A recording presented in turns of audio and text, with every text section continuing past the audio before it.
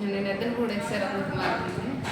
నిన్న మాకు కొంచాల ఆంజనేయులు తండ్రి వెంకటేశ్వర్లు వయసు 48 సంవత్సరాలు అతను అనంతవరం విలేజ్ చెందిన అతను తన రెండో కుమార్తె కొంచాల వీరకుమారి అనే ఆమె ఇంజనీరింగ్ వరకు చదువుకున్నట్లు, గతంలో 2023 సంవత్సరంలో అమ్మాయికి మ్యారేజ్ అయినట్లు, తర్వాత కొద్ది రోజుల తర్వాత భర్తతో విభేదాల కారణంగా విడిపోయినట్లు, అప్పటి నుంచి ఏదో ప్రైవేట్ జాబ్ చేసుకుంటూ ప్రస్తుతం తెలంగాణ రాష్ట్రంలో నల్గొండ జిల్లాలో దేవరకొండ అనే విలేజ్లో గల ప్రైవేట్ స్కూల్లో టీచర్గా చేస్తున్నట్లు, వేసవి సెలవులు కావడంతో ప్రస్తుతం ఇంటి దగ్గర ఉంటున్నట్లు, ఈ 30/5/2026 తేదీన ఉదయం వీళ్ళు పనికి వెళ్తారు.